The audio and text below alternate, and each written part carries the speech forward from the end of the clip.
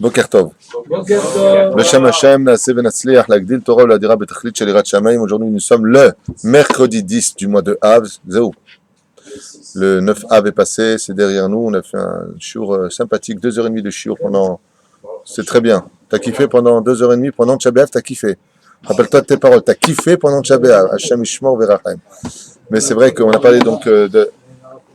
Blaine Rapon, merci beaucoup. 2h30 de cours de 4h30 à 7h. Avec Baruch Hashem, beaucoup de monde à la synagogue. C'était vraiment un kiff d'avoir... voilà. T'étais là, toi, hier? T'as aimé le cours? T'as kiffé ta race? À Sourli, tu sais que... Alors, le Rav Gobert, la veille, qui a fait un show à ce qui paraît bombe atomique. Et le lendemain... C'est un problème. Top. Il y en a un qui vient de Gimel qui m'a dit, il n'y a pas comme cette synagogue. Zachinu Baruch Hashem, je voudrais aussi remercier et dédier ce shiur pour tous nos soldats, ceux qui sont blessés, qui sont restés à l'hôpital, l'élévation de ceux qui sont partis pour, qui auront le srout de dire devant le trône divin, je suis parti pour le peuple d'Israël. C'est quand même un mérite qu'on ne peut pas ignorer. Et puis surtout ceux qui nous soutiennent aussi, Bezrat Hashem, im en kemachen Torah. Et aujourd'hui, on a besoin de beaucoup d'argent. Surtout que je ne voyage pas ce voyage en France jusqu'à après les fêtes. Donc ceux qui peuvent aider ta voix, l'embracha Bezrat Hashem, vous avez un compte PayPal qui est Kacher la Méadrine et qui Bezrat Hashem nous permettra de pouvoir évoluer avec nos 22 Avrechim ici présents. Quoi qu'il advienne, aujourd'hui on fait la paracha de la semaine, Bezrat Hashem, parce que je suis absent quelques jours. Donc on fait la paracha de la semaine et deux halachot, le Sefer Amidot. Et on y va. Adam, je t'ai pas vu rentrer. Unique au monde. J'aimerais qu'un jour la caméra se tourne sur Adam. Mizvat aseh lishbot me'avodat ken haaretz v'avodat eilan b'shnat hashivya'i shene'emar b'vayikra b'shavta haaretz shabbat l'Hashem. On nous parle ici, Bezrat Hashem, des doigts de la Shemitah. On va commencer un petit peu les étudier pour nous préparer à cela, à savoir celui qui a un jardin ou qui n'a pas, qui a tout simplement un pot avec des fleurs dessus. Est-ce que oui ou non il peut le mettre dessus, si c'est en dessous du ciel ou en dessous Bichlal, du toit de la maison? Quels sont les dynimes dans ce domaine? On n'aura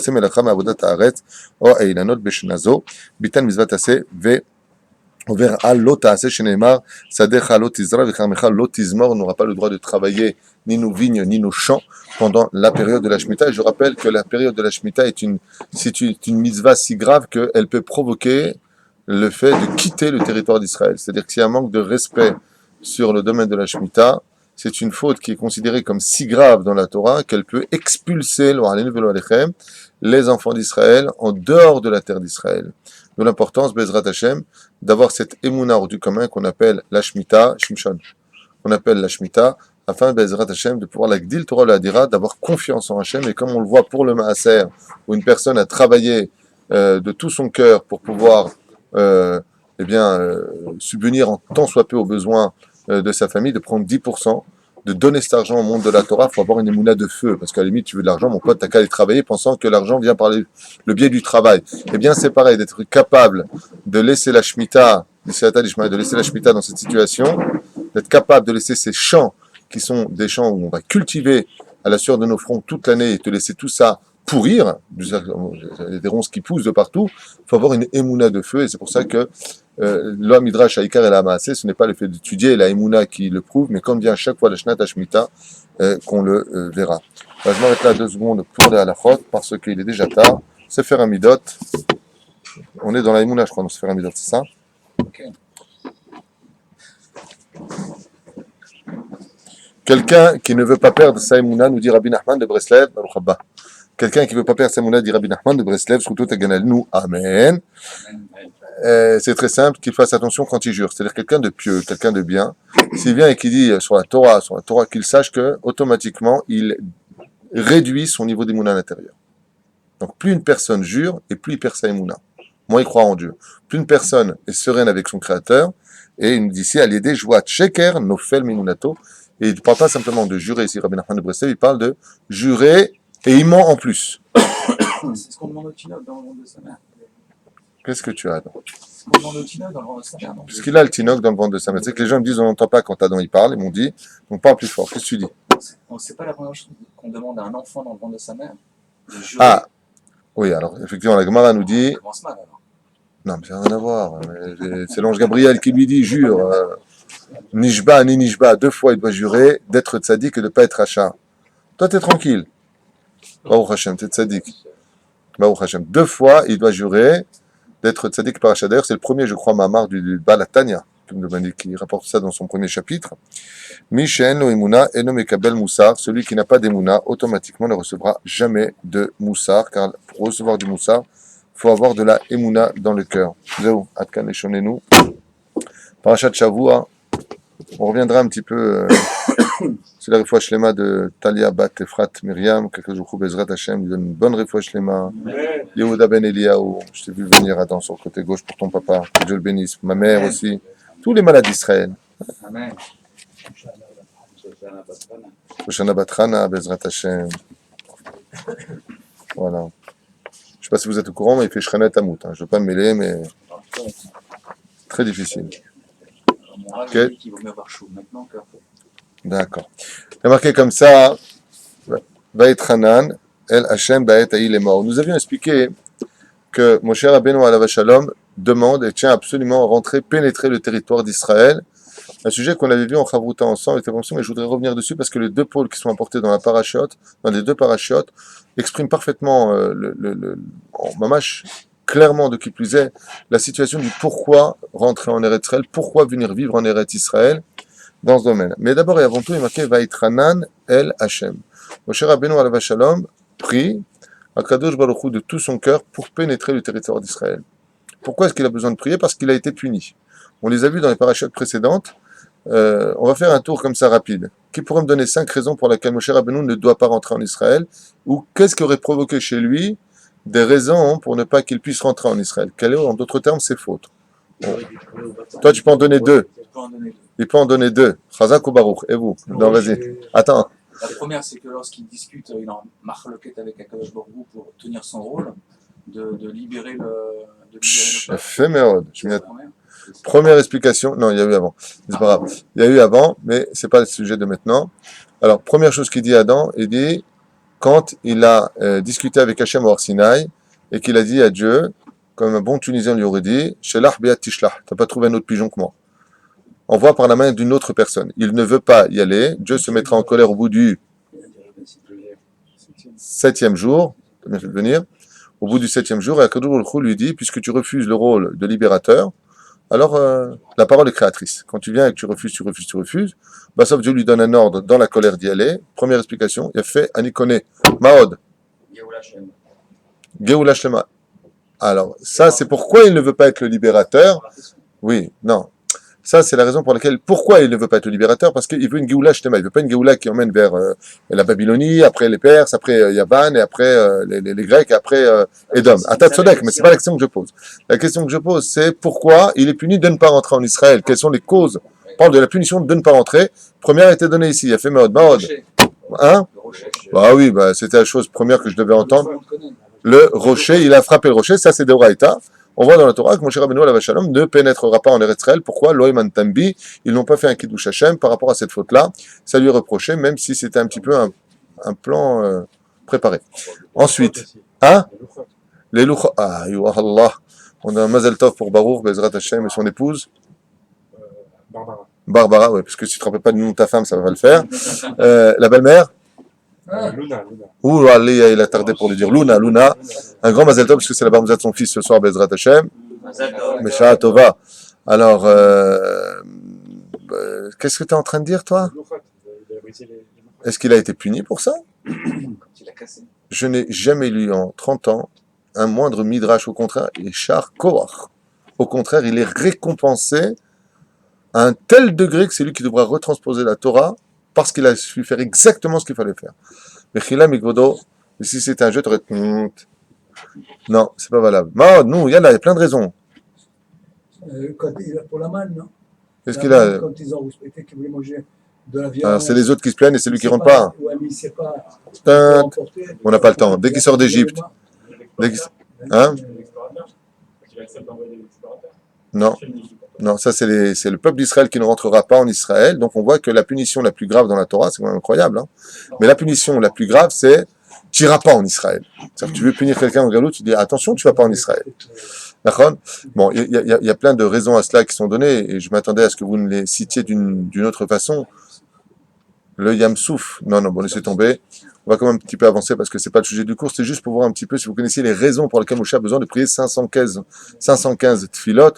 Eh bien, les raisons qui sont citées, en d'autres termes, sont le fait que Moshe Rabbeinu alav shalom ne se soit pas reconnu en tant qu'hébreu quand les filles les sœurs de Séphora, son épouse, l'accueille dans la tente et il dit à Yitro, la fille de Yitro répond donc Ine ish mitzri asher etzilanu me Mitzraim bidei haroim, voici l'homme égyptien qui nous a sauvé des mains des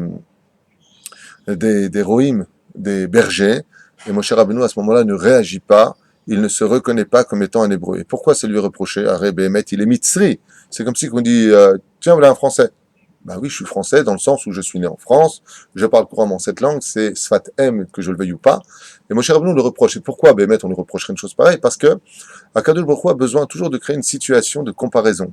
Il y a eu un homme qui était dans une situation on ne peut plus délicate, beaucoup plus que celle de Moshe, c'était Yosef Hatzadik, jeté en prison au plus profond de l'oubli de l'humanité, et dès qu'il sort après 12 ans de prison dans un cachot noir et on ne peut plus lugubre, la première chose qu'il dit à Pharaon, Ganov Genafti Meretz Haïvrim, je suis juif, je suis hébreu, je suis israélien, et que tu veux. Quand quelqu'un est marié, quand il a des enfants, quand il a reçu des factures de gaz, d'électricité, son souci il se passe à un autre degré. Si maximum il a une chute, comme c'est marqué dans la Gemara à propos de Rav, c'est rouge. Ah pardon. Donc à propos de Rav, qu'une fois il était en train de juger une situation, l'histoire d'une almana, et l'almana était tellement belle qu'il a interrompu le jugement, enfin, il a attendu vite la fin du jugement, il a quitté le Bet Mishpat, le Bet Din, il est parti vite voir sa femme, pour ne pas fauter. Pourquoi? Quand tu es marié, tu fautes pas? Non, mais c'est ce qu'ils disent les Charedim, ils disent pas qu'on ne veut pas faire l'armée, on veut pas tomber et perdre notre émouna, on veut pas perdre notre Irat Shamaim. La reine, dans ce qu'il avait expliqué là-bas, c'est que qui c'est qui part volontiers dans les camps militaires israéliens, ce sont uniquement ceux qui sont mariés avec tous les tampons de tous les rabbinim de Merak. Il n'y a aucune marloquette sur le sujet. Et c'est même l'accord qu'ils ont proposé au gouvernement qui va absolument engager, dire, il n'y a pas de problème, prenez tout avrer qui est marié, prenez-le. Lama ou Loïpol. Lui, c'est sûr qu'il tiendra. Mais si vous nous prenez nos jeunes qui ont 18 ans, ils n'ont pas de force pour tenir. Ils n'auront pas assez de force pour se battre. C'est légitime, non? Ainsi donc, il dit le Rav Kook, Zatzal, Moshe Rabbeinu alav shalom ne pouvait pas rentrer en Israël. Pourquoi? Parce que la Torah qu'il avait en lui était si grande que la terre d'Eretz Israël n'aurait pas pu la comprendre. Je ne sais pas si vous comprenez ce que je viens de dire. C'est comme si tu veux entrer 1 litre d'eau dans un verre de 50 millilitres. Ça déborde. Moshe Aya Igia Bedarga, ou Kibel Torah Misinai, et après il n'a plus que la retransmettre à Yoshua. Et Yoshua aux Ekenim, Neviim, Knesset Agdola. Il y a eu une transmission. C'est un mahamar qui a été donné. Il y en a d'autres qui disent que non, si Moshe Rabbeinu alav shalom était rentré en Eretz Israël, ça aurait été la mort des enfants d'Israël. Et pourquoi? Parce que Moshe Rabbeinu reconstruisant le temple de ses mains, lui il serait rentré. Alors, qu'est-ce qui se serait passé? Asrut shel Moshe Rabbeinu n'aurait pas permis à Dieu de tuer et de détruire le Beth Amikdash. Parce que c'est Moshe qui l'a fait. Moshe a tellement de mérite qu'il ne peut pas le détruire. Alors, sur qui va taper s'il n'y a plus de pierre? Sur les enfants d'Israël. Donc il aurait mis la vie des enfants d'Israël en danger. Explication qui disent qu'il n'est pas de la tribu de Yehuda, alors comment il aurait pu rentrer? Le Mashiach, parce qu'il était le Mashiach. Alors, Mistadrim Advarim. Avant d'arriver au principal, de lire notre livre ici sur les raisons aussi en parallèle du pourquoi de rentrer en Israël, il y a marqué Baïtranan el Hashem Baïtaïl est mort. Vous savez que toutes les halachot concernant le domaine de la tefila viennent de ce verset ici présent. Toutes les halachot. On apprend la force de la prière par rapport à qui dans la Torah, vous savez? Non. Vous êtes adorable, mais faites particulièrement attention aux questions que je pose. Les mots que j'emploie ne sont pas des mots fortuits. De qui apprenons-nous, la force de la prière dans la Torah? Bon, on n'a pas le temps. Non, pas du tout. La force de la prière, on l'apprend de Léa. Léa qui était prédestinée à se marier avec Esav, Léa qui ne veut pas avoir de rapport. Avec sa force de prière, elle avait tellement pleuré qu'on apprend d'elle qu'elle a changé tous les mazalotes. On avait parlé de ça. Ça veut dire qu'elle s'est mariée avec Yaakov avant sa sœur qui était prévue depuis Massé Bereshit. C'est elle qui aura le maximum de tribu. Elle a 6 enfants qui viennent de ses entrailles, plus Dina. De l'autre côté, je vous avais déjà expliqué qu'elle est la mère de l'aîné, elle est la mère du Melech Ben David et Melech Masher Ben David, Masher Ben Yosef par le biais de Dina qui enfantera Osnat qui se mariera avec Yosef. Donc elle est à l'autre côté, elle est la mère du roi d'Israël, elle est la mère des Kohanim, elle est la mère des Lévi'im. Elle a absolument pris le gros lot et pour finir, elle est enterrée à côté de Yaakov à Marat Marpella. Par quelle route? Par sa prière. Donc on apprend la force de la prière de Léa. Et on apprend les halachot.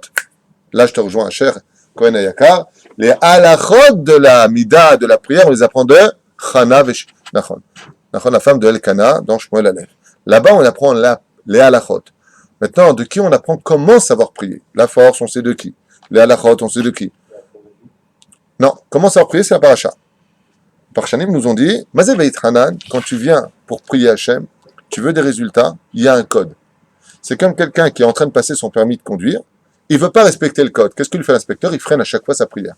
Il y a un code, c'est que pour prier, il y a 4 conditions. Et les 4 conditions sont marquées dans le premier verset de cette Torah-là, où Moshe Rabbeinu nous apprend comment prier. Non pas la force, puisqu'on voit qu'il n'y arrive pas, et non pas les halachot, mais les conditions de la prière. Petit 1, Vait Hanan. Quand tu viens prier à Dieu, tu dois venir avec la tête vers le bas, le cœur vers le haut, et une soumission absolue. Vait Hanan, Hanina. Quand quelqu'un est condamné, qu'est-ce qu'il dit? Je vous en supplie, je vous en supplie. Comment il est à la tête en bas. Vait Hanan, petit 1. Quand tu rentres dans ta Amida, si tu veux que ta prière soit entendue, viens pas la tête haute parler avec Hachem. Tu descends le profil, hein, tu te la ramènes pas trop, et oui, mais moi je comprends pas, j'ai fait la tzedaka, j'ai fait, comme disait Rachamim, si tu as fait la tzedaka, c'est que Dieu t'a envoyé l'oseille. Donc, t'as dit Toda l'Hachem, chez Cholta la Asot. Comme je dis souvent aux gens qui se plaignent tout le temps, je paye et je paye et je paye et je paye. Je dis, dis-moi, dis merci à Dieu qui te donne les moyens de payer, au lieu de dire je paye, je paye. T'as Toda Mashesh Lecha, qu'aider les kabel odioter pour recevoir plus. D'abord, Vaitranan, petit 1, petit 2, El Hachem, vers Dieu. Pourquoi vers Dieu? Parce que ta Amida, si tu es dedans et que tu demandes à Dieu des choses dans Shema Kolen ou ailleurs, ouais, Bonne Yerushalayim, et que ton esprit, il n'est pas vers Dieu, il est vers où? Les courses, la banque, les gosses, les machins. Le mec, il occupait autre chose. Il y a marqué Aleph, Vaetranan, Bet, El Hachem. Troisième condition, Baet Aï. Mazé Baet Aï. Pas quand tu veux, tu pries. Mincha, une fois, il fait à 2 heures, une fois à 3 heures, une fois au bureau, une fois à la synagogue, une fois à droite. Baet Aï. À quelle heure je prie? À la même heure. Si je prie Mincha Gdola, c'est Mincha Gdola. Si je prie Mincha hors cas d'exception, hein, bien sûr.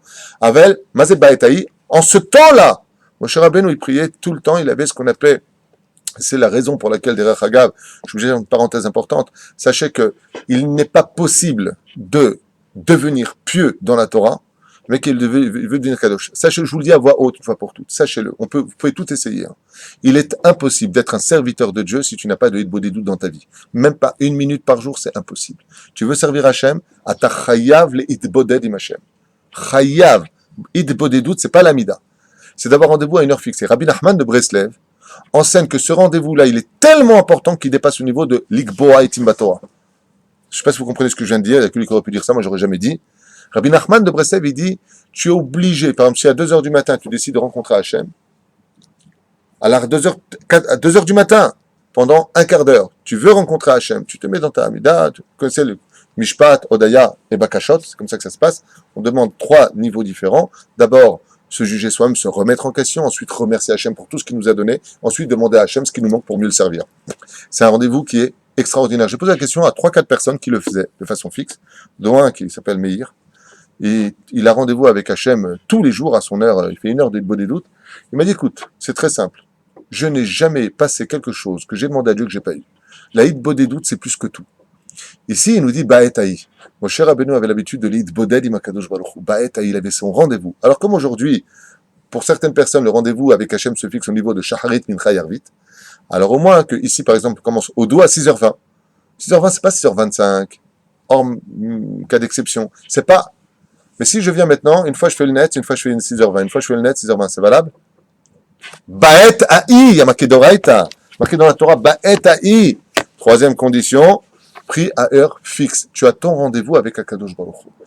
L'hiver, vous fixez par rapport à l'été, l'été par rapport à l'automne, l'automne par rapport au printemps, hein, bien sûr. Ça se décale. Aval Baet Aï, Shilizman, Tfila, Bezeshamit Palelim, par mon Rav, Hachem Shrevechaye, ou le Rav Eric Garbian, j'ai entendu qu'il avait énormément pleuré pendant, mon fils qui était là-bas, il était, Yehuda était là-bas, il m'a dit, Ravari Bacha Shaot al Gabé Shaot. La prière a duré extrêmement longtemps. parce qu'il pleurait beaucoup la perte du temple. Pourquoi je parle de lui? Parce que chaque fois qu'on est les mêmes à une Brit Mila ou une chose comme ça, bon, pas petit palel, non, non. Un imit palel, il fnek, samouch lechachecha. Il prie, il n'y a pas d'exception avec lui. Il prie, mincha ktana, le mincha gdola. Je viens, gros d'arabe, on a besoin, c'est palelou. Il fixe son temps à lui, comme ça. Et la dernière condition, attention, je fais un examen après, vous allez me le redire. Les morts. Mazé les morts.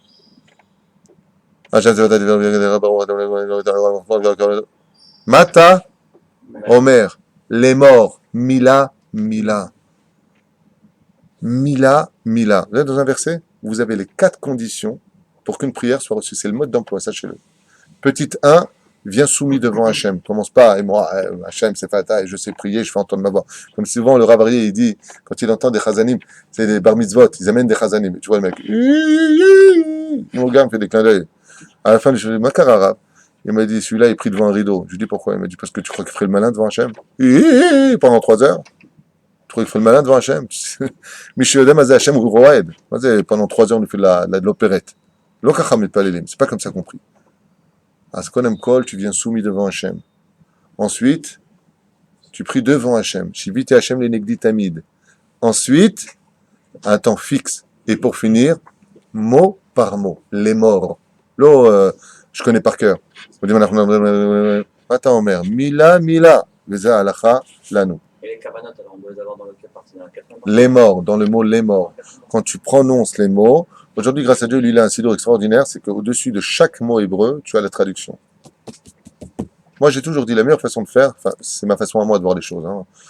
Tu apprends ta Amida par cœur en français, tu sais ce que tu dis. Une fois que c'est fait, tu passes à l'hébreu. Une fois que c'est l'hébreu, Bezrat Hashem, tu finis par comprendre ce que tu dis. Parce que très souvent, vous allez voir que si vous prenez un livre en français et que vous lisez ce que vous allez lire en français, qui est la traduction absolue de l'hébreu prononcé, ah, je dis ça, moi. Ah, je dis ça, moi.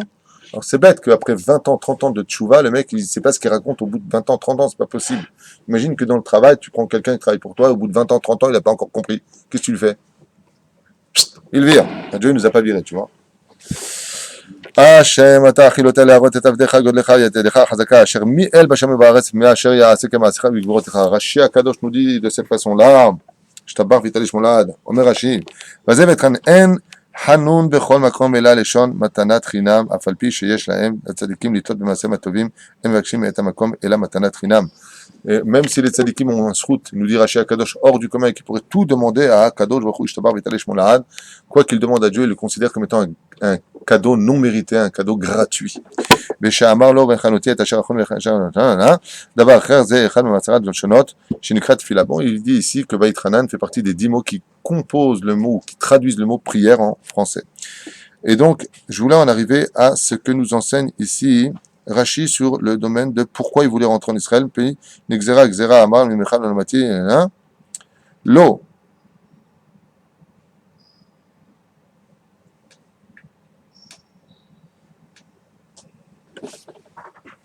L'eau, les chol, mi perotea, ce n'est pas pour manger des fruits ni pour profiter de cette terre, nous dit Rashi, mais uniquement pour pouvoir y accomplir les mitzvot de la Torah.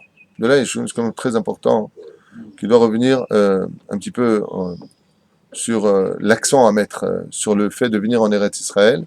Eretz Israël, ils disent pas pour profiter du pays que je veux venir, même si on sait que Eretz Israël, comme on l'avait lu dans le Sod HaChashmal, c'est le seul pays au monde où toutes les terres qui existent dans le monde dans lequel on vit, que ce soit les montagnes, le désert, les fleuves, que ce soit les océans, tous les étangs, tout ce que l'on peut trouver dans des pays les uns après les autres se retrouvent en Israël. Tu veux Chamonix en Israël, tu l'as. Tu vas dans le Golan pendant la période de l'hiver et tu te retrouves au Har Hermon.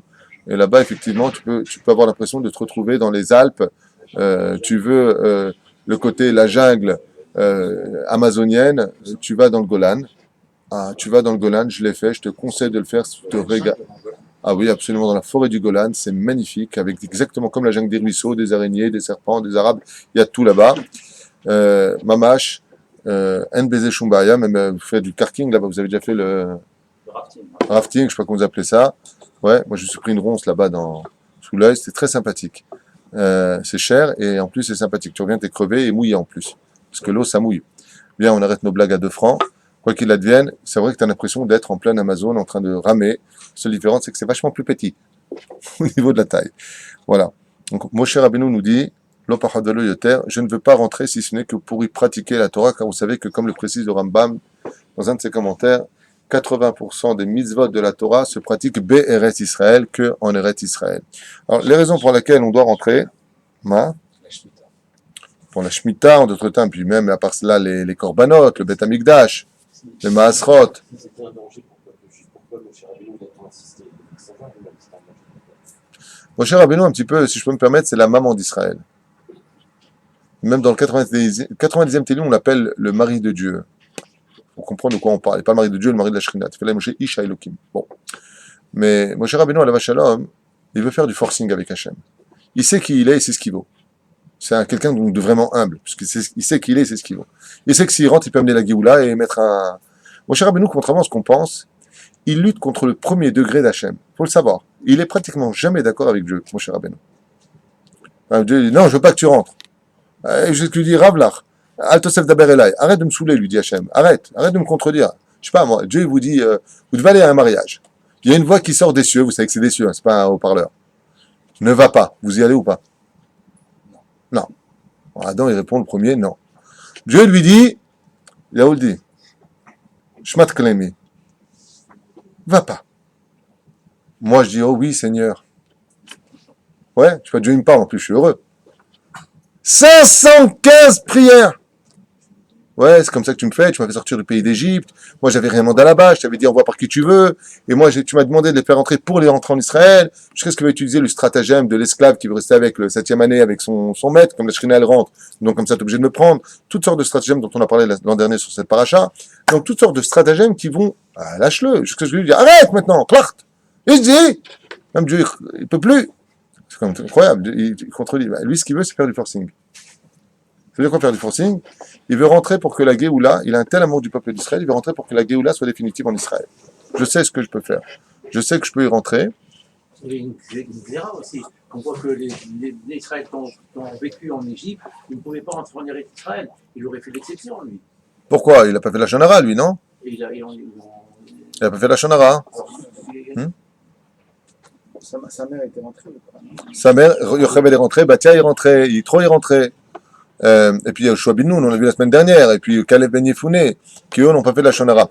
Moshe Rabbeinu, je vous ai déjà expliqué pourquoi ils ne pouvaient pas rentrer, je reviens dessus à toute vitesse parce que c'est quand même une explication que vous connaissez, mais qui vaut le coup d'être entendue.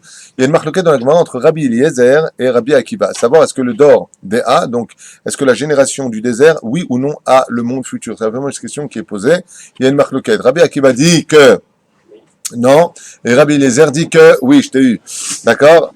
Rabbi Eliezer, il dit, oui, vadaï qu'ils ont chalek l'olam haba, et Rabbi Akiva dit, en lahem chalek l'olam haba, ils n'ont pas de monde futur.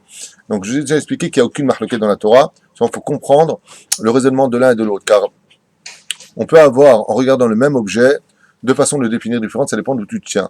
Et la réponse est simple. S'il n'y avait pas eu Moshe Rabbeinu, Rabbi Akiva tzodek. Mais comme il y a Moshe Rabbeinu, Rabbi Eliezer tzodek.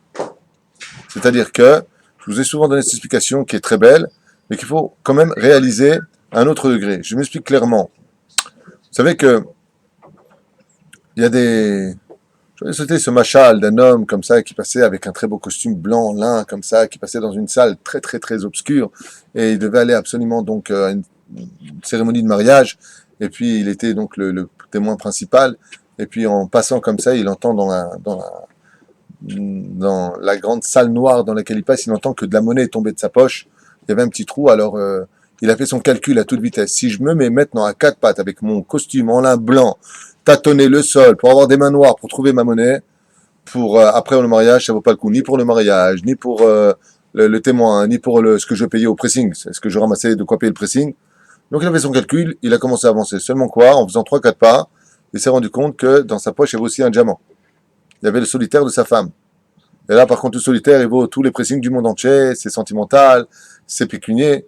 Qu'est-ce que fait cet homme-là? Revient 3 pas en arrière, se met directement à quatre pattes sans hésiter et commence à tâtonner. Même tant qu'il est par terre, hein, et il s'est sali, alors il ramassera en même temps tout ce qui était tombé de sa poche, qu'on avait expliqué l'an dernier.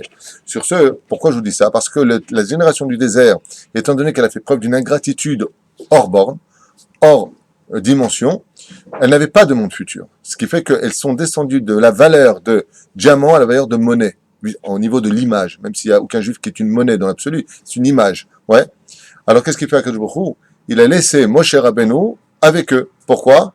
Parce que même si maintenant je ne peux pas retourner dans le désert en dehors de la terre d'Israël qui est appelée selon le Ramban appelle la Galoute un cimetière. Bon, ça a des raisons à cela très profondes, à cause du déluge. Tous les gens sont morts sur la terre, donc là où ils sont morts, ils ont été brûlés et enterrés vivants par l'eau. Donc toute la terre est un cimetière, sauf vers Israël où il n'y a pas eu de déluge. Donc Moshe Rabbeinu restant avec eux dans le désert, puisque Dieu va venir le reprendre à Triat Amitim, maintenant que tu es là, prends ce qu'il y a autour. Alors, c'est moi je mets Rabbi Eliezer. S'il n'y avait pas eu Moshe Rabbeinu, alors il n'y aurait pas eu ceux qui seront ramassés. Maintenant, vous comprenez pourquoi Rabbi Israël Miradin est Dafka là-bas, pourquoi le Rabbi de Lubavitch est Dafka à New York. Vous avez compris pourquoi? Pourquoi ils ne sont pas fait ici? Le Gaon de Vilna est Dafka à Vilna. Pourquoi? Le Maral de Prague est toujours à Prague. Pourquoi? Tout simplement. C'est aussi pour Parce qu'il faut déposer des diamants dans chaque endroit où les Juifs étaient susceptibles de ne pas se lever à Triat Amitim. Donc en allant les ramasser, le tzaddik, quand il va sortir de son endroit, en d'autres termes, qui va l'idgalgal tachata à minarot, comme c'est marqué là-bas, justement les fameuses minarot, il va être obligé d'arriver jusqu'en Israël. D'ailleurs, c'est une des raisons pour lesquelles Moshe Rabbeinu veut rentrer en Israël, selon la Gemara de Ketubot, ou alors Sota, où on nous explique là-bas tout le système du pourquoi de Moshe Rabbeinu en Égypte. Eh bien, c'est qu'il n'y a pas de Neshama en dehors d'Israël. Donc, il veut rentrer en Israël et récupérer son âme de juif. Comme je l'ai expliqué, il n'y a pas de Neshama. Ça veut pas dire, attention, quand je dis qu'il n'y a pas de Neshama, ça veut pas dire qu'il n'y a pas de Nefesh, il n'y a pas de Ruach. Il y a Nefesh et il y a Ruach. La Darga de Neshama ne quitte jamais d'Eretz Israël, c'est marqué dans Ketubot, Kouf, Yud, Aleph, Amoud Aleph, en bas à gauche. Ils sont restés volontairement là-bas ou... Ça veut dire quoi, rester volontairement? Rabbi Nachman de Breslev écrit dans Chaim Oharan que lui, volontairement, il est resté là où il était pour déraciner la Sitra Hara qui était là-bas et les pogroms terribles qui ont eu lieu à Ouman. Donc c'était pour annuler les Zérot. Mais le Chafetz Chaim, tous les grands de la Torah, lui il est resté là-bas parce que d'abord il faut savoir qu'aux États-Unis, rien qu'à New York, il y a pas loin de 3 millions de Juifs. Je parle de les 5 États qui forment New York, entre New Jersey et ailleurs. Donc il y a une raison de laisser un Moshe Rabbeinu comme lui là-bas. C'est que si par exemple aux États-Unis, qui est un pays extrêmement impur, qui est le pays de l'illusion, comme disait le Rav Kook, Amreka, eh bien si on laisse pas un homme comme le Rabbi là-bas, qui te dit que ceux qui sont autour, il n'y a pas que lui, il y a aussi Rabbi Moshe Feinstein. Pardon? Oui, mais je te rappelle que de l'autre côté, on parle de Triat Amitim, on ne parle pas de sortir maintenant pour rentrer en Israël. On parle de Triat Amitim.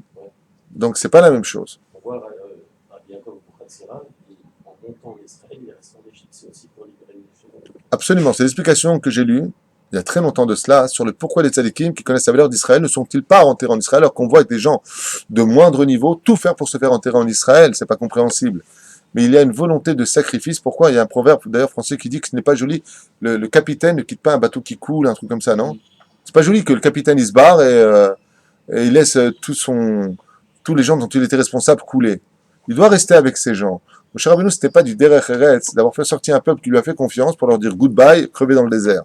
Donc il devait aussi Mishum derech eretz rester avec son peuple. La vraie raison est celle que je t'ai donnée, qui est rapportée par les sages en disant qu'en réalité, si Moshe n'était pas resté avec eux, il aurait condamné plus de 3 millions de personnes à ne pas se relever à Triat Amitim. Est-ce que le rabbi sera pareil? Le rabbi, tu peux être certain que quand il viendra libérer lui et son beau-père, Amir Moshe Feinstein et tous les grands des États-Unis, quand il viendra les prendre comme au Maroc, ou comme tu parles à Manhour, où il y a Rabbi Yaakov Buchatzira, quand il viendra les prendre de cet endroit-là, eh bien, il viendra prendre en même temps tous les autres tzadikim. C'est pour ça qu'il est impératif d'avoir des tzadikim, et c'est ce qui se passe dans chaque pays.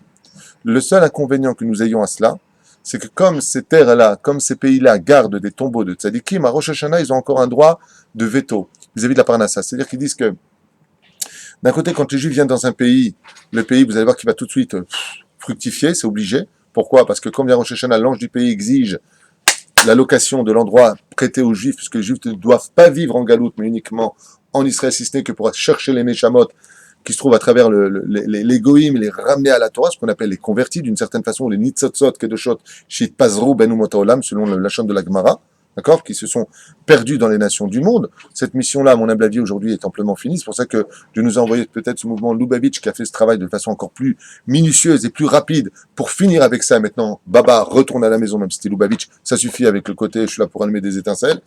Eh bien, tu reviens maintenant à la maison en Eretz Israël, pour pouvoir, Bezrat Hashem, rallumer des soleils ici, car grâce à Dieu, aujourd'hui, on a aussi beaucoup de travail à faire là. Mais ces tzadikim avaient besoin de rester là-bas, parce qu'ils représentaient la garantie de ceux qui n'avaient pas le niveau de revenir à la résurrection des morts. Ils n'avaient pas ce niveau-là. Alors, il en faut au Canada, il en faut à droite et à gauche. Ce problème, c'est ce que je te disais. Rosh Hashanah, l'ange du Canada, s'il y a un grand tzaddik, je sais qu'il y en a qui ont été enterrés là-bas, il vient dire, attends, mais il y a un de tes enfants, son corps, il est chez moi, je le préserve. Donc, donne-moi encore un peu de monnaie. Sinon, il n'y aurait absolument plus de survie dans aucun de ces pays. Et si vous ne me croyez pas, regardez ce qui se passe, par exemple, à Ouman ou au Maroc. Essayez de déterrer un tzaddik de chez nous. C'est des antisémites. Essayez de le prendre. Les premiers à vous faire une barrière, c'est combien ils ont proposé de dollars? 10 millions de dollars à la mafia russe qui détient le pouvoir avec Poutine. 10 millions de dollars pour prendre le kever et l'emmener en Israël. On parlait de pourparler. Ça va pas, non? Hein? De Rabbi Nachman? Bon, il y a une partie des Breslev qui sont opposés en disant non, c'est sa volonté d'être là-bas. Il y en a qui veulent l'emmener ici parce que vis-à-vis du gouvernement, tellement de juifs partent du monde entier pour aller là-bas que s'il était en Israël, ce serait mieux pour tout le monde. Et moi, le premier, je serais tellement heureux s'il pouvait être là. D'accord? À Val Milachemaim, ça s'est pas fait. Essayez de prendre un grand sadique du Maroc. Allez déterrer un sage de là-bas. Allez, emmenez-le. Vous allez voir. Personne ne vous laissera le prendre. Parce que les Arabes savent. Pourquoi ils ne cassent pas la tombe? Pourquoi ils ne font pas du mal? Ils savent la valeur du tzaddik. Non seulement ils savent, mais j'en ai entendu qu'il a lavé. Il a lavé, il a protégé. Rabbi David Moshe, avant que ce soit un Israélien qui prenne la place, pendant ces siècles qui nous ont séparés de lui, qui c'est qui avait sa tombe? Qui c'est qui gardait sa tombe? C'est un Arabe. Où est-ce qu'ils vont prier les Arabes? Vous savez combien d'Arabes qui vont prier? Pas tous, hein, bien sûr. Aujourd'hui, même je trouve que le monde de l'islam, le monde arabe, a changé. Il y a une haine, une agressivité qu'on ne voyait pas dans les générations avant. Par exemple, nous, les Juifs, on a toujours vécu à des Arabes. Mes copains avant, c'était tous des Arabes. On n'avait pas du tout ce côté-là, bon, sale juif, sale beurre. Ouais, mais on rigolait, on avait même mangé ensemble, on parlait ensemble. Il y avait une amitié. J'ai quelqu'un d'ailleurs qui m'a dit qu'à Marseille, il a grandi toute sa vie qu'avec des Arabes. Il est reparti à Marseille récemment, il m'a dit, même mes potes, c'est plus mes potes. Même mes potes, aujourd'hui, c'est plus mes potes. Il y a une haine dans le regard. Donc il y a quand même quelque chose qui change, et quelque part, c'est pas plus mal pour nous, ça nous évitera de nous assimiler. Au lieu de voir des lèvres, on voit des dents aujourd'hui, et peut-être qu'on comprendra qu'on n'a rien à faire avec eux non plus. Yallah, tfaddal. Je suis obligé de quitter ce livre-là pour entrer dans le Soda Hashmal, très brièvement. Ça va. Et voilà ce qu'il nous livre ici, une étude qu'on avait faite donc en Chavruta. Pour toi, ça fera une Chazara, et pour les autres, ça fera une écoute, qui nous dit, voilà.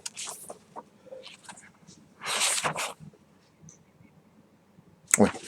Moshe Rabbeinu Ratza l'Ekanes l'Eretz Israël, Kevan Sheyada Shezeh Yavi et Agéoula Hashlema l'Echlali Israël. Bon, voilà la raison que je vous ai donnée. Il la ramène ici lui-même. La raison pour laquelle il voulait absolument rentrer en Israël, c'est vous qui avez dit ça?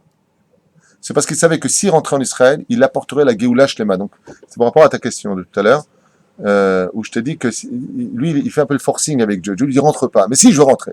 Parce qu'il sait que lui, il peut amener la Géoula finale. C'est-à-dire, en d'autres termes, par exemple, Rabbi Nachman de Breslev, si je peux me permettre une comparaison qui est fortement à faire, hein, quelque part, lui qui se dit être le plus grand de tous les tzadikim de toutes les générations confondues, il dit que tant qu'il était vivant, si je me trompe pas dans les années, c'est ou 22 ans ou 27 ans, je me rappelle pas, mais dans le gros livre marron qui est un chef-d'œuvre à lire, là-bas il dit que pendant 27 ans, tant qu'il était vivant, le réformisme n'existait pas sur Terre. C'est-à-dire qu'il a maintenu une situation où l'assimilation était au minimum de son potentiel. Dès qu'il est mort, ça a explosé. Mais il a retenu cela.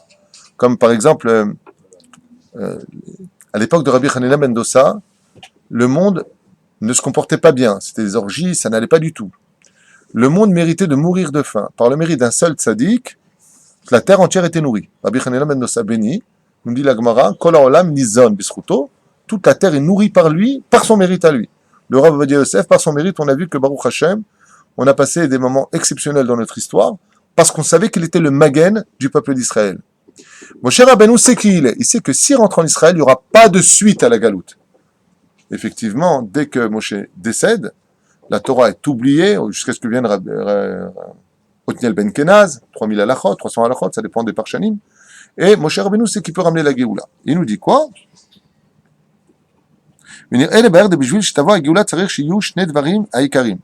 Car il savait le secret de la Géoula, et on sait que la Géoula peut et doit intervenir par deux biais qui sont les suivants. Petit 1, Kodem Kol, Tzarech Shekol Klal Israël Yasut Tshuva.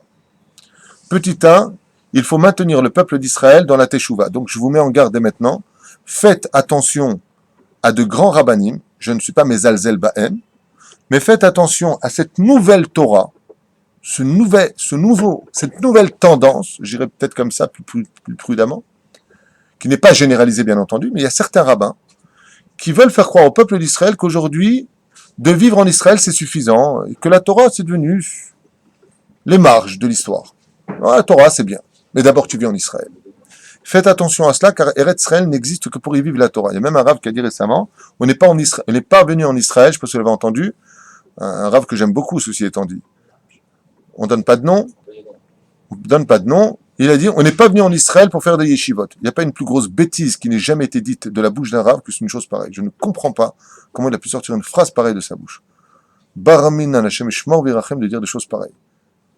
De l'autre côté, même si il y a deux éléments qui interviennent dans le monde d'Israël, qui est la spiritualité et la matérialité, je vous rappelle qu'il faut travailler les deux mondes en Israël, il n'empêche que Bevadaï qu'en Israël, il faut beaucoup de yeshivot. Parce que si tu viens en Israël, c'est pour étudier la Chochma d'Israël, la Torah d'Israël, qui n'a rien à voir avec la Torah de la Galoute. Lo lishkoach et ze. Donc Bevadaï que si tu viens en Israël, c'est d'Avka pour te battre et devenir un homme pieux, car le mode d'emploi du service divin, c'est la Torah.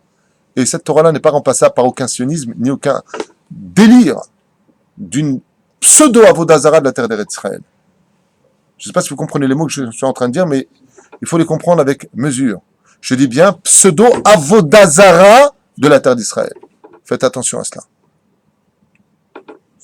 On doit aimer Israël, on doit aimer notre nation, on doit, Baruch Hashem, et avoir de la reconnaissance pour notre État qui nous donne, Baruch Hashem, ce magnifique pays.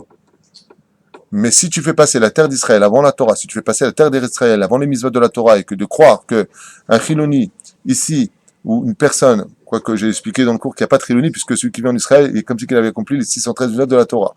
Donc je fais attention aussi à mes mots. Mais juste que l'on comprenne que si le corps c'est Israël, il ne faut pas oublier que l'âme d'Israël, c'est l'étude de la Torah. Et comme le dit la Mishnah, c'est ce que j'avais dit d'ailleurs devant le micro, n'oubliez pas qu'on parle depuis tout à l'heure d'Israël, mais la terre d'Israël nous vomit si on ne fait pas les 4 mitzvot principales, si on entrave les 4 avérotes, principales, qui sont Avodazara, Shfrut Damim, Gilou Yarayot et Shmitat Haaretz, donc on les avait déjà cités, faites très attention, parce que la terre d'Israël peut en arriver à Batarki, Haaretz et Yoshvea, même si le mot Taki, vous savez c'est quoi Taki en hébreu? Pas Taki les cartes, hein, Taki. Taki, vomi, mais c'est aussi le lettre de Torah, Kedusha, Eret Israël, c'est les initiales. Torah, Kedusha, Eret Israël. Torah, Taf, Kedusha, Kouf, Taki, Yud, Israël, Aleph, Eretz. Alors on veut te dire par là, si tu veux pas être vomi, tu as intérêt à étudier dans la Kedusha la valeur d'Eretz Israël. Et là, Bezrat Hashem sera un juif accompli. Donc faites attention, mesdames et messieurs, Bémet, faites très attention à ça, de ces rabbinim qui viennent vous prendre la tête avec toutes sortes de blabla, et je le dis à voix haute, qui n'ont pas de référence. Qui n'ont pas de référence.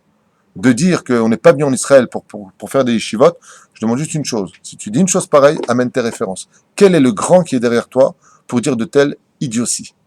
Qui est le grand qui... Comment tu peux dire des choses pareilles? Mais c'est pas ce qu'il veut dire, je connais très bien ce rab. C'est un tzaddik. C'est pas du tout ce qu'il veut dire. Moi, je comprends très bien son langage. Mais parce que j'ai du réka derrière moi, je peux me permettre de comprendre ce qu'il veut dire, jeter l'épluchure et prendre le fruit. Parce que ce qu'il dit n'est pas idiot quelque part.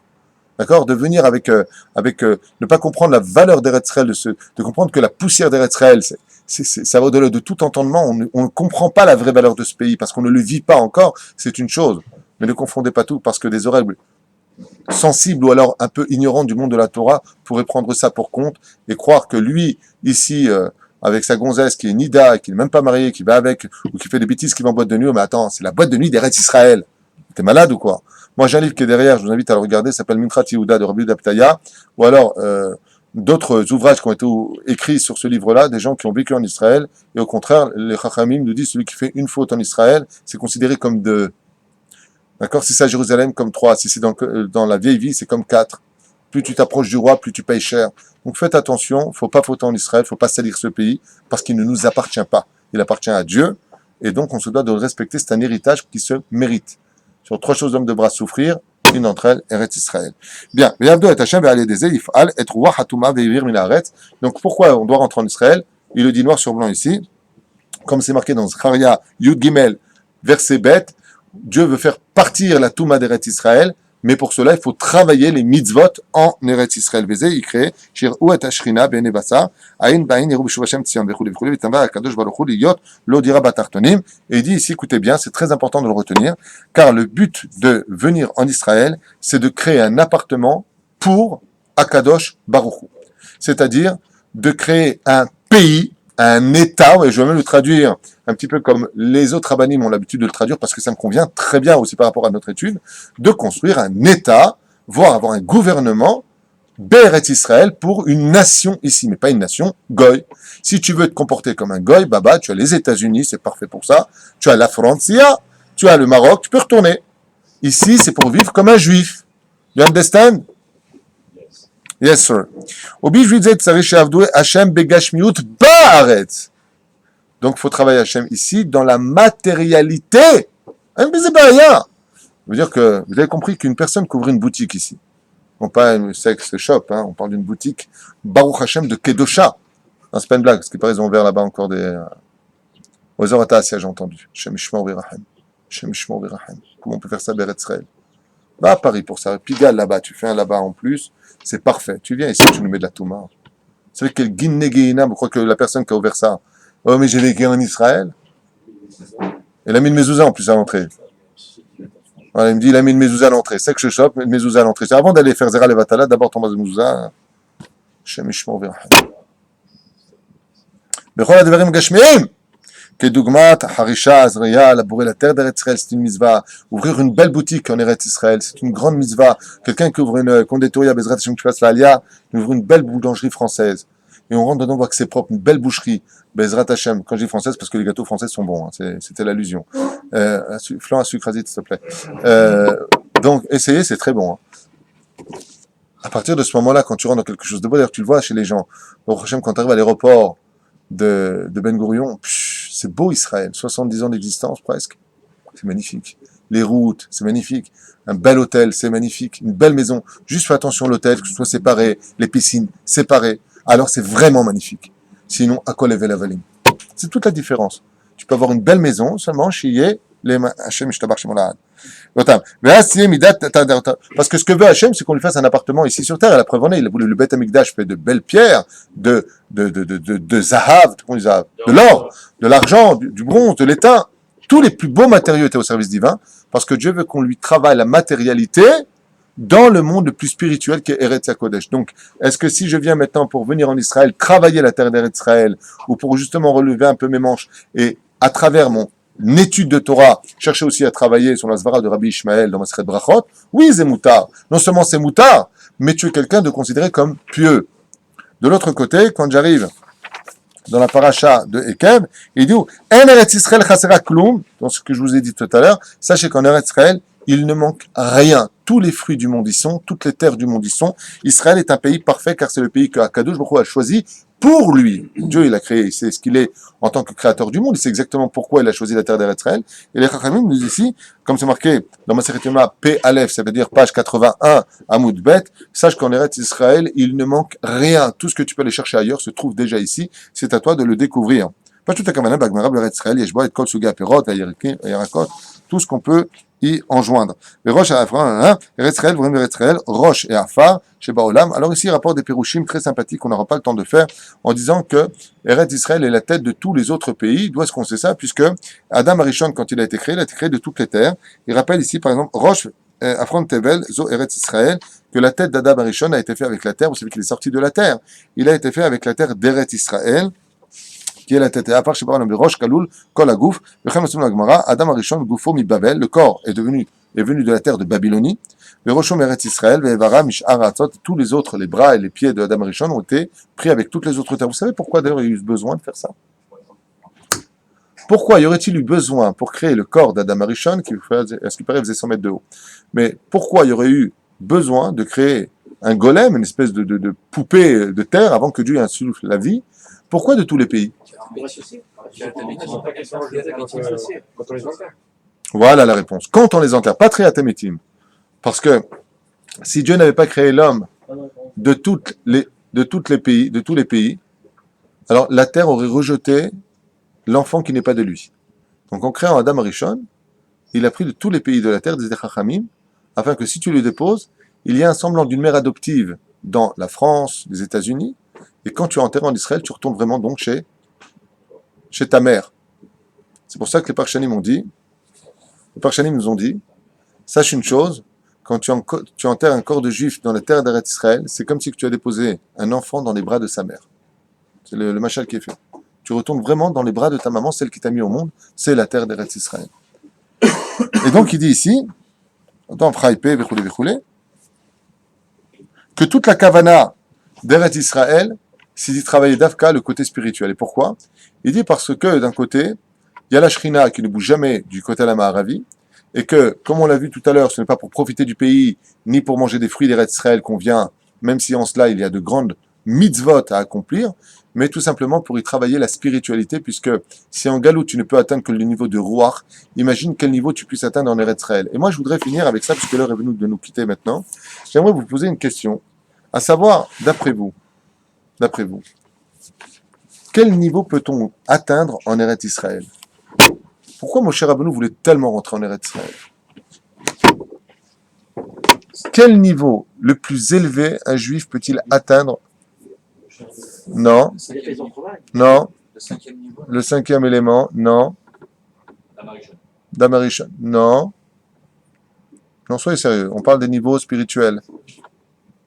Le plus haut degré qu'un juif puisse atteindre ici, il y a fait Meod. C'est prophète. Pourquoi? Alors, tu as très bien réagi, tu as fait un tac au tac que je l'attendais parce que sinon c'était pas possible. C'est pour que vous n'êtes pas là si tu n'avais pas répondu. Bravo Maurice. Eh bien, Bevada, que Moshe Rabbeinu est prophète. Alors pourquoi tu dis qu'il va rentrer en Israël pour être prophète? Il est déjà prophète. Moshe Rabbeinu est prophète par rapport au fait d'être le prophète de celui qui emmène vers Israël. Comme Yecheskel, qui en sortant des territoires d'Israël fera des prophéties, mais les prophéties qu'il fait sont pour Eretz Israël. Mais du livre de Yona, on apprend qu'il n'y a pas de prophète en dehors de la terre d'Israël, puisque lui, quand il veut fuir Dieu, écoutez bien ce que je dis, quand tu veux fuir Hachem, tu quittes le pays. Tu veux quitter Dieu? Tu veux ne plus sortir des yeux de Dieu? Dieu remplit le ciel et la terre de son kavod. Mais il y a marqué que les yeux de Dieu sont Bereshit Hashana Vadachrit Hashana. Où les yeux de Dieu sont dans quel pays? Uniquement sur la terre d'Eretz Israël. Les yeux de Dieu, Dieu n'a pas de yeux, hein, c'est une métaphore. Ne regarde que le pays d'Israël. Donc Yona, quand il n'a pas voulu obéir aux yeux,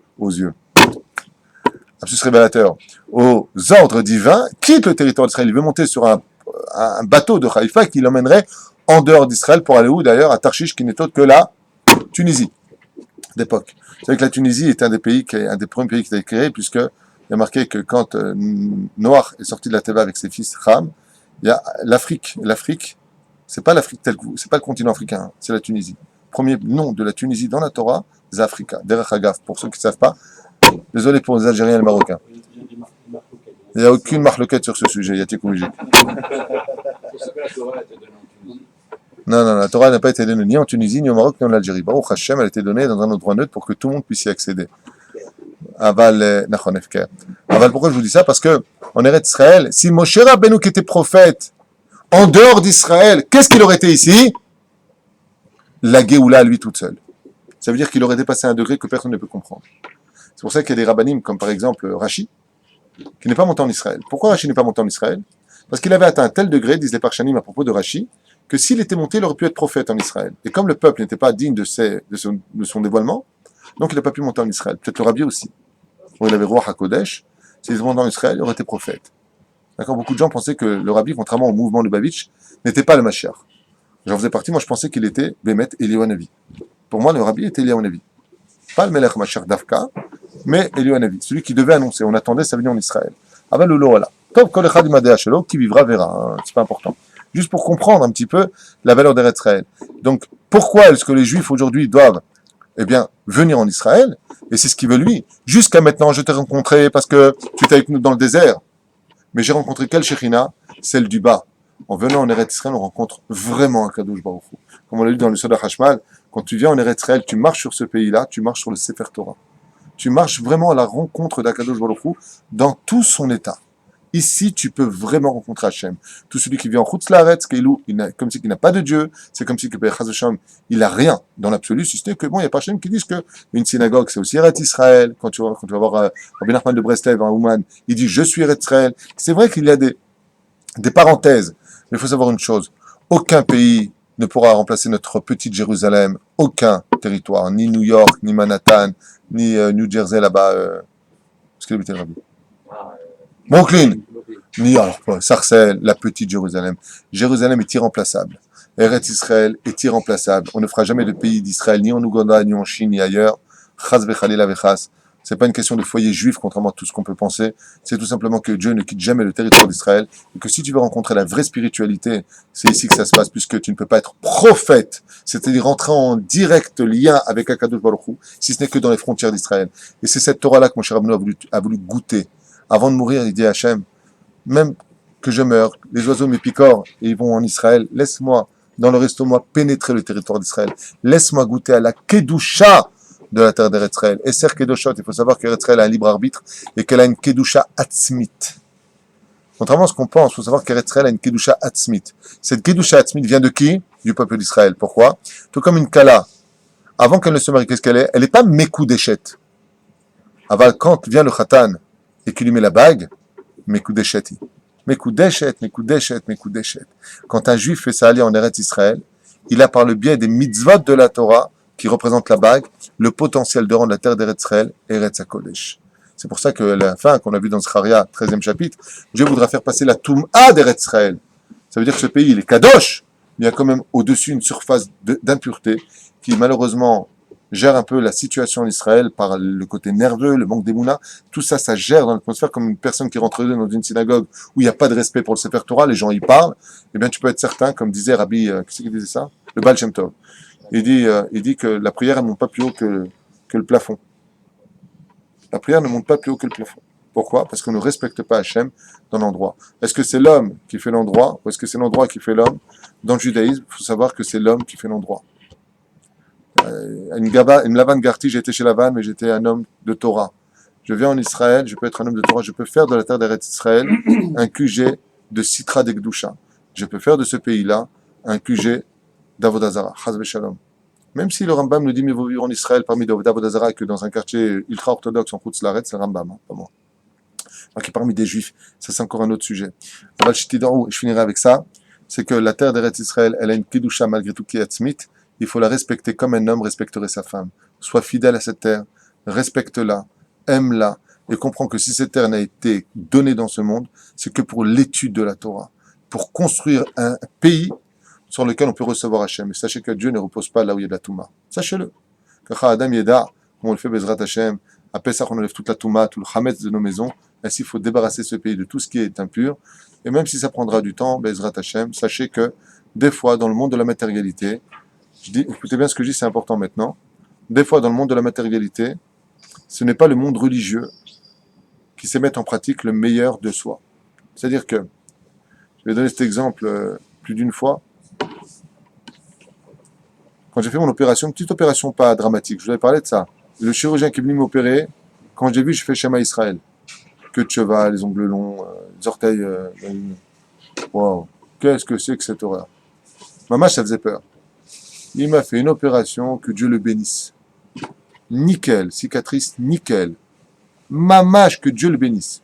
Akaratatov, entre lui avec son scalpel et le meilleur élève de la Yeshiva de Ponyovitch, Brabbi va étudier, laisse-moi tranquille.